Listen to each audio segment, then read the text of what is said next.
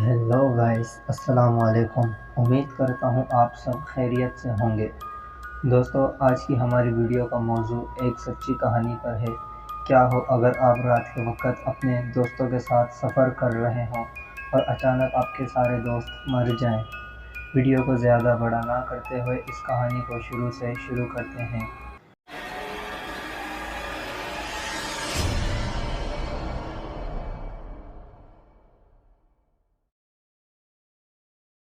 इकबाल नाम के शख्स ने ये कहानी हमसे शेयर करी है। वो कहते हैं कि मैं एक ट्रक ड्राइवर हूँ। अक्सर रात को ट्रक में सामान लेकर एक शहर से दूसरे शहर आना जाना होता रहता है। 21 जुलाई 2003 मुझे खैबर पख्तून से गाड़ी लोड करके लाहौर ले जानी थी। अलबत्ता मैं सुबह फजर पढ़कर अपने साथी सलीम के साथ गाड़ी लोड करने चला गया। सलीम अक्सर मेरे साथ ही रहता था। वो हर काम में मेरा हाथ बटाता था। लिहाजा हमें गाड़ी लोड करते करते दोपहर के 12 बज गए। हमने एक जगह जाकर खाना खाया, नमाज ज़ोहर अदा की और फ़ौरन लाहौर के लिए रवाना हो गए। अभी हम थोड़ा ही आगे गए थे कि सलीम का दोस्त हसीब दिखाई दिया, जिसे देख के सलीम ने मुझे बताया कि ये मेरा बचपन का दोस्त है। ये एक नंबर का आवारा और हंसी मजाक करने वाला बंदा है। क्यों ना हम इसे अपने साथ ले लें, सफ़र अच्छा कट जाएगा। मैंने भी गाड़ी उसकी तरफ लगाई और उसे अपने साथ ले लिया। हम रास्ते में हंसी मजाक और बातें करते हुए जा रहे थे और रास्ते में आने वाले खूबसूरत मनाजिर हमारे मज़े को और दुगना कर रहे थे। मैंने एक जगह गाड़ी लगाई, हमने अपनी नमाज़ें अदा की और सफ़र की ओर वापस रवाना हुए। अब तक तो सफ़र में आने वाले खूबसूरत मनाजिर हमारा दिल बहला रहे थे, लेकिन अब अंधेरा होना शुरू हो गया था। चारों तरफ अंधेरा और वीरानी, दूर दूर तक कोई गाड़ी ना कोई इंसान। हम रास्ते में जा ही रहे थे कि अचानक एक रोड पर आके हमारी गाड़ी भी बंद हो गई। हम तीनों गाड़ी से उतरे, यहाँ वहाँ नज़र दौड़ाई तो हमें मालूम हुआ कि इस रोड के दोनों तरफ कब्रिस्तान है। लिहाजा समीर ने देर ना करते हुए गाड़ी में पानी डाला। थोड़ी देर में गाड़ी ठंडी होकर स्टार्ट हो गई और हम अपने सफ़र की तरफ चल पड़े। अभी हम थोड़ा ही आगे गए थे कि मुझे एहसास हुआ कि सलीम का दोस्त हसीब, उसकी तबीयत ख़राब हो रही है।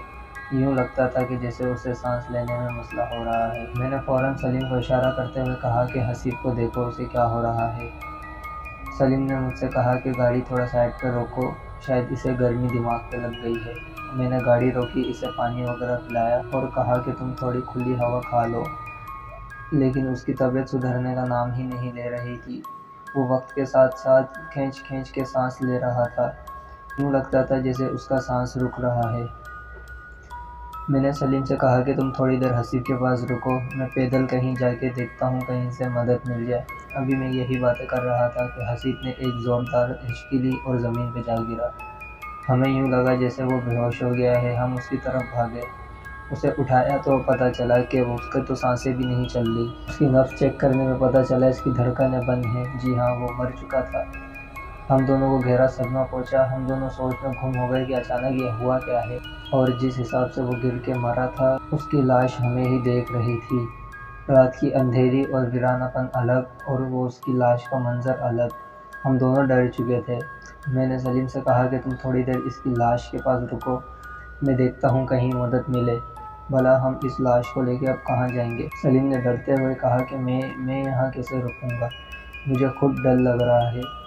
मैंने कहा इसके अलावा और कोई मशवरा भी नहीं है। लिहाजा हम दोनों ने डरते हुए उसकी लाश को उठा के कहीं साइड पर रखा और मैं सलीम को मशवरा देता हुआ गया कि तुम गाड़ी में जाके बैठ जाओ और वहाँ से मत निकलना। सलीम भी गाड़ी में जाके बैठ गया और मैं भी इत्मीनान से टॉर्च लाइट लेके मदद लेने के लिए निकल पड़ा।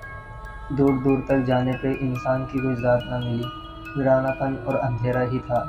लिहाजा मुझे भी रास्तों का ज़्यादा पता नहीं था, तो मैं वापस अपनी गाड़ी की तरफ चल पड़ा। गाड़ी की तरफ पहुंचने पे मैंने देखा कि सलीम भी ज़मीन पर पड़ा तड़प रहा है। मैं फ़ौरन सलीम की तरफ भागा, उसका सर अपनी गोद में रख के मैंने कहा कि तुम्हें क्या हुआ।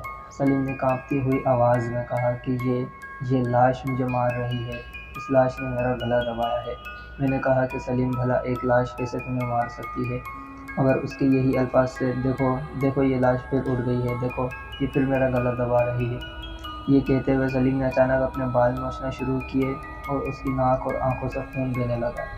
अभी मैं उसका खून साफ ही कर रहा था कि अचानक उसने अपने इतने बाल खींचे कि उसके बाल उसके हाथों में आ गए और उसने भी कुछ बोलना बंद कर दिया। मैंने सलीम को हिलाया। मैंने कहा, सलीम سلیم تم جواب کیوں نہیں دے رہے ہو؟ لیکن سلیم تو مر چکا تھا۔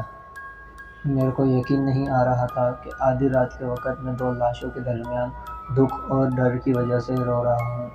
لہٰذا تھوڑی ہمت پکڑتے ہوئے میں نے اپنی گاڑی اسٹارٹ کی اور کہیں سے مدد لینے نکل پڑا۔ 2 گھنٹے مستقل ڈرائیو کرنے پہ مجھے کچھ نہ دکھا۔ تھوڑا آگے جانے پہ مجھے دور سے روشنی دکھائی دی۔ میں نے فوراً اپنی گاڑی روکی اور اس روشنی کی طرف بھاگا۔ وہاں جا کے میں نے دیکھا کہ کچھ لوگ تخت پہ بیٹھ کے ناشتہ کر رہے ہیں۔ انہیں جا کے میں نے سارا منظر بتایا تو وہ سب لوگ میرے ساتھ چل پڑے۔ جب میں ان لوگوں کو اپنے دوستوں کی لاشوں کے پاس لے کے پہنچا تو میں نے ایک چیز دیکھی۔ جس درخت کے نیچے میں نے ان کی لاش رکھی تھی اس درخت کے سارے پتے جھڑ چکے تھے۔ مجھے سمجھ نہیں آ رہا تھا کہ آخر وجہ کیا ہے۔ لہٰذا انہوں نے میری مدد کرتے ہوئے 2 گاڑیاں بلائیں اور ان دونوں کی لاشوں کو ان کے گھر والوں کے حوالے کر دیا۔